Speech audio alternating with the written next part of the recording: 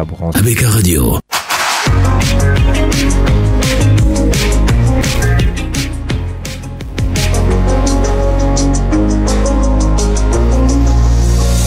Maître Junior Ntepé, qui est expert hôtelier et qui va nous parler de son expertise, de son métier. Mais d'abord, parlons de l'homme. Qui est Junior Ntepé? Je dirais Junior Ntepé, c'est un Camerounais. Comme tous les Camerounais, c'est un Africain passionné dans tout ce qu'il a pour habitude de faire. Et comme leitmotiv, c'est soit de bien faire, soit de ne pas faire en faisant semblant de faire. Ça, c'est le leitmotiv de Junior Ntepé. Et Junior Ntepé, il est expert hôtelier. En dehors des autres casquettes qu'il peut avoir, on va se concentrer un peu sur la casquette de la profession de l'hôtellerie. Maître Junior Ntepé est également formateur dans les corps de métier de l'hôtellerie, de la restauration, du management, de l'encadrement et surtout du développement personnel des individus. Donc Maître Junior Ntepé forme en pâtisserie, en boulangerie, en viennoiserie, en croissanterie, en pizzeria, en crèmerie, en glacerie. Également dans la qualité du service, dans l'accueil, dans l'approche communicationnelle, dans le suivi client et dans le customer service aussi. C'est beaucoup ça. Et c'est la raison pour laquelle j'ai dit on reste sur la casquette de l'expert hôtelier. C'est beaucoup de casquettes. Combien de temps de formation pour engager autant de compétences? Avec le temps, aujourd'hui, ça fait 20 ans d'expérience au Cameroun comme à l'étranger, dans divers pays étrangers. Donc avec des différents collaborateurs, de différents chefs. Donc ça fait que, et aussi Maître Junior Ntepé, c'est une personne qui est passionnée par la curiosité intelligente. Toujours aller à la quête de ce qu'on ne connaît pas pour acquérir de nouvelles connaissances. Parce que tel que le leader d'impact, Monsieur Son Excellence Roland Koeman, comme j'aime l'appeler, qui est un leader mondial de renommée, lorsqu'on cesse d'apprendre, on cesse de se développer, on cesse de grandir. Donc, il est toujours important que Maître Junior Ntepé soit à la quête de la réactivation mentale de ses neurones pour chercher de nouvelles possibilités d'activer ces neurones pour avoir de nouvelles informations, de nouvelles connaissances, ce qui peut faciliter la collaboration humaine. Alors, on l'a dit et c'est un fait, vous êtes malvoyant. Je préfère dire je suis aveugle. Aveugle. Vous préférez aveugle? Totalement, complètement? Ouais, I'm really blind. I don't see anything, you know. I'm really blind. Vous êtes né comme ça? I wasn't born like that. Je suis pas né comme ça. Ça fait 6 years que j'ai perdu la vue. En 3 heures de temps, j'ai réhabilité mon cerveau. J'ai reprogrammé mon cerveau en 3 heures de temps. Et jusqu'aujourd'hui, j'ai décidé de ne jamais m'arrêter parce que j'ai dit à Dieu, si telle est ta volonté, utilise-moi pour être un élément que tu vas mettre au su et aux yeux de tout le monde pour que tu passes par moi pour transmettre un message et pour que les stéréotypes établis changent afin qu'on comprenne que malgré le handicap, il y a une transformation qui peut s'opérer et Dieu est l'élément miraculeux et Dieu est le seul vecteur, Dieu est le seul qui est capable d'accorder la grâce, la puissance et la capacité mentale à une personne de se transformer. Et donc j'ai dit, Seigneur, si c'est ta volonté, qu'il soit fait selon ta volonté et utilise-moi pour que je sois utile aux autres, en fait. Et ça s'est fait? C'est ce que je me bats à faire tous les jours.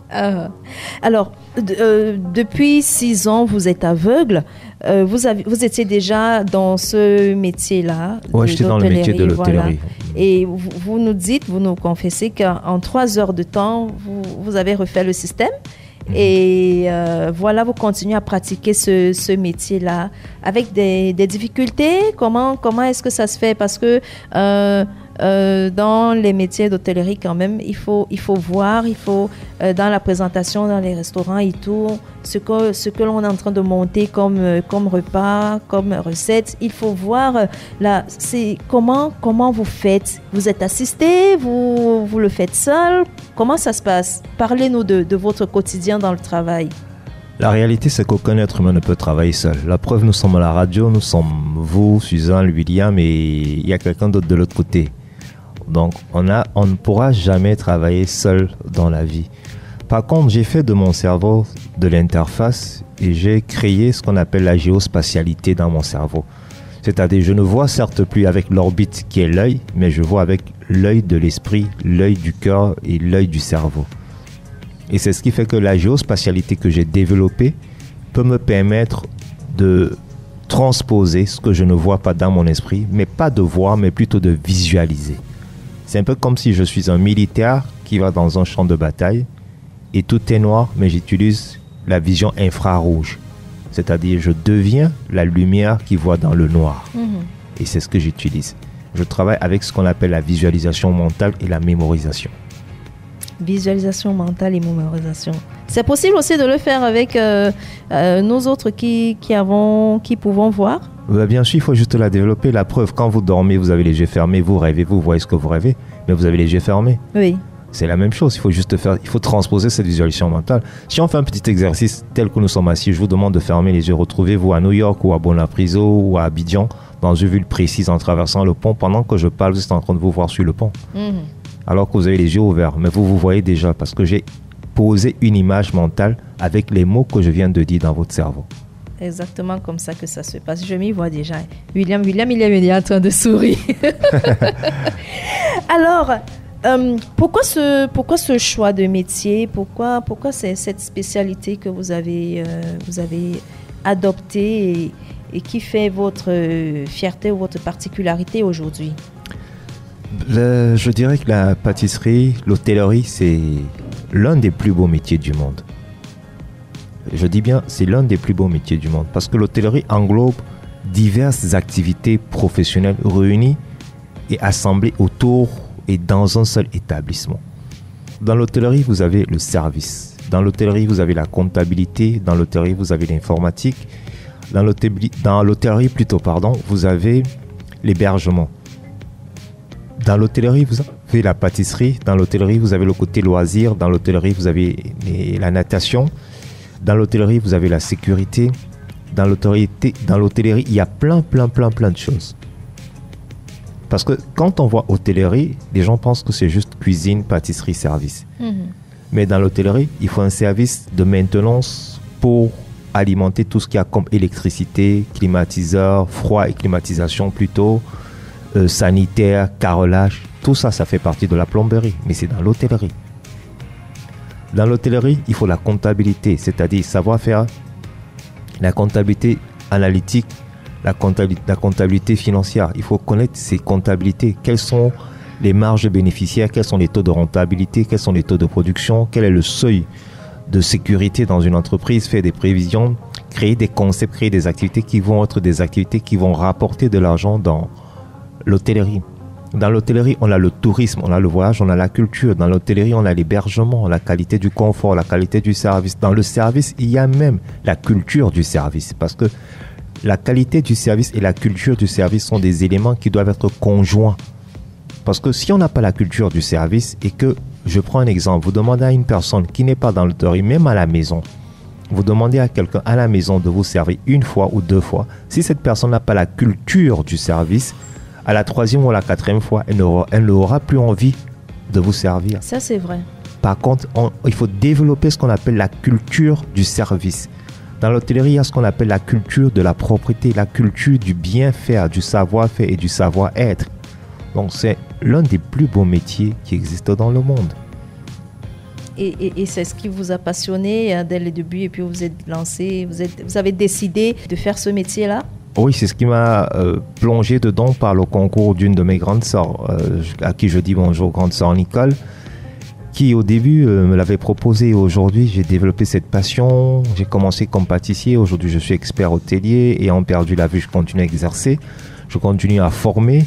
Et c'est ce pourquoi je décide d'organiser cette masterclass pour outiller tous les participants qui vont venir pour qu'ils sortent de là ayant la capacité d'être qualifiés, de réveiller même un potentiel talent qui sommeille en eux et le mettre en évidence pour pouvoir même au travers de cette formation, après l'acquisition des aptitudes, des facultés, pouvoir avoir des activités génératrices de revenus. Par exemple, une maman qui est à la maison, pour retenir son homme, si elle s'est fait une pizza, son homme n'aura plus besoin de dire je m'en vais acheter une pizza. Elle pourra faire une belle pizza à son homme avec nos farines locales, farine de patate, farine de manioc, farine de maïs, farine de riz. Les enfants n'auront plus de problème de goûter. Elle pourra faire le yaourt à ses enfants à la maison. Les enfants seront contents et ça va faire des ateliers de participation familiale et ça va réunir la famille, ça va rassembler la famille, ça va ressouder les liens familiaux. Vous comprenez un peu? Donc, vous avez parlé de la masterclass qui est en train de se préparer. Tout à fait. Je crois que c'est pour le mois d'août. Oui, exactement pour le mois d'août. Du 1er au 14 et du 15 au 30 août 2023. Tout à fait. Alors, quelles sont les personnes qui vont prendre part à cette masterclass-là? Toutes les personnes experts surtout. Toutes les personnes sont conviées à venir assister à cette masterclass, à participer à cette masterclass qui va les capaciter, comme je dis, qui va les outiller, qui va leur donner les leviers, les clés, les astuces, les stratégies pour que ceux qui sont déjà experts, qui viennent pour le recyclage, ils vont optimiser déjà le potentiel qu'ils ont et ils vont être plus compétitifs sur l'emploi ou sur le tissu social de la recherche du travail ou de la compétitivité professionnelle.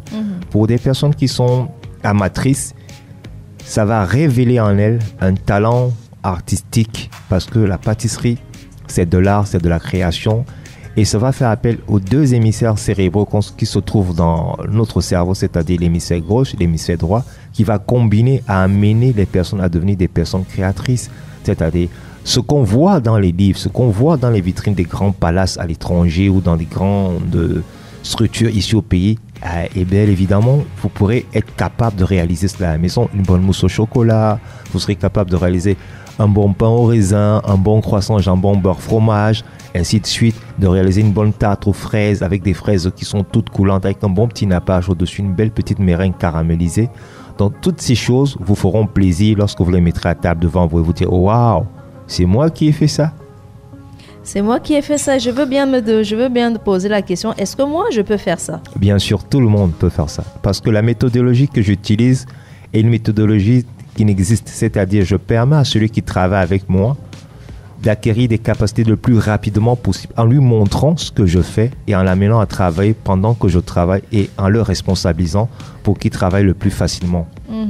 Alors, durant cette masterclass-là, les élèves qui sont actuellement en congé, en vacances, les étudiants, les parents, les tout-petits, est-ce qu'ils peuvent également suivre ce type d'apprentissage-là? C'est la raison pour laquelle tout à l'heure vous m'avez posé cette question, surtout pour ceux qui viennent de prendre les congés, comme ce sont les vacances, c'est le moment idéal pour les parents de donner aux enfants la culture de l'entrepreneuriat, la culture de la formation, la culture de l'esprit de professionnalisme. Imaginez-vous un enfant qui vient de finir ses examens, il attend les résultats du bac et il apprend à faire de la pâtisserie, il apprend à faire de la viennoiserie, de la boulangerie.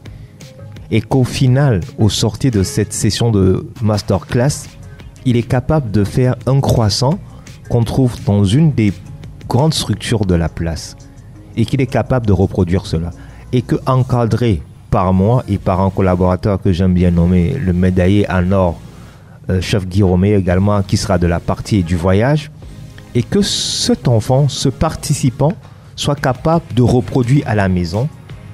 De ce fait, il est capable de créer une activité qui va lui générer des revenus. Et ces revenus vont lui permettre soit de les épargner pour en payer sa pension ou une partie de sa pension, soit utiliser ça à bon escient, sous l'encadrement parental bien évidemment. Oui. Donc vous voyez que c'est le moment idéal de saisir cette opportunité, ce privilège et de faire sortir le pouvoir décisionnel que les parents ont de doter leurs enfants d'une formation on ne peut plus exponentielle et transformationnelle pour faire d'eux des futurs chefs pâtissiers. Et après cela, ils auront des stages. Ils auront des stages plus tard. Alors, on a le lieu où va se tenir cette masterclass-là. C'est à la Villa des Roses, c'est à Douala Bali. Exactement, n'est-ce pas? Tout à fait. Et sortons un peu de la masterclass, sauf si vous avez quelque chose encore à rajouter là-dessus. Non, je vous suis. Voilà, je voulais demander comment se fait la spécialisation avec tous les tous les secteurs que l'hôtellerie regorge. Comment se fait la spécialisation tant dans la pâtisserie, tant dans la restauration, la buanderie, tous les petits secteurs-là. Comment est-ce que quelqu'un peut décider pour dire, moi, je veux plutôt me spécialiser dans le glacier plutôt que tel autre secteur? C'est en fonction des préférences ou autre chose? Je dirais que c'est en fonction de la passion. D'accord. Quand on est passionné, on travaille sans se sentir obligé de le faire. On peut le faire toute une journée, on ne se rend pas compte. Mais maintenant, il faut transformer la passion en quelque chose de professionnel et apprendre aux passionnés à être des personnes, comme je dis, qui peuvent être créatrices de ressources, de richesses et de valeurs. Parce que si on est seulement passionné et que ce n'est pas encadré, on ne va pas atteindre un certain niveau. Imaginez-vous une personne qui est passionnée, mais qui fait du gaspillage alimentaire. Ça veut dire que tout ce que vous allez produire, à la fin, vous allez avoir des pertes. Et vous n'allez pas rentrer dans vos frais. Mais par contre, étant passionné et que c'est encadré, et quand on vous montre la méthodologie, on vous montre des stratégies, on vous donne les clés, on vous dit comment est-ce que ça se passe pour que vous puissiez rentrer dans vos frais lors d'une activité génératrice de revenus, eh bien, vous allez travailler avec autant de passion et le résultat de votre travail sera tellement magnifique que ce sont les consommateurs, les personnes qui seront à même de goûter, de tester, de savourer vos sublimes délices qui diront waouh, et vous aurez à ce moment la capacité de faire un rapport qualité-prix. Nous sommes donc en compagnie de notre expert hôtelier, Maître Junior Ntépé, qui est là pour nous parler de sa profession et surtout de cette masterclass qui se prépare pour le mois d'août. Ce n'est plus bien loin. Tout à fait, ce n'est plus bien loin. C'est, comme je l'ai dit tout à l'heure, c'est une opportunité, c'est un privilège à ne surtout pas manquer et rater. Vous allez pouvoir réveiller le pâtissier qui sommeille en vous.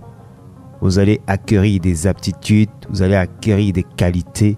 Et au sortir de cette session de masterclass, le vocabulaire et tous les termes lexicaux de la pâtisserie professionnelle ne vous seront plus un mystère. Imaginez-vous des enfants qui sortent d'une formation et se retrouvent dans une structure hôtelière ou dans un restaurant et on demande à un enfant, il faut clarifier les œufs. On lui demande qu'il faut abaisser une pâte. Il va se poser la question, mais qu'est-ce que c'est que abaisser? Qu'est-ce que c'est que clarifier? Moi-même, je me pose déjà cette question. Qu'est-ce que c'est que fleurer le plan de travail? Qu'est-ce que c'est que chiqueter? Qu'est-ce que c'est que dorer, napper, foncer? Qu'est-ce que c'est que coucher, pocher? Alors que durant cette session de masterclass, tous les termes techniques seront des acquis de ceux qui seront comptés parmi les participants.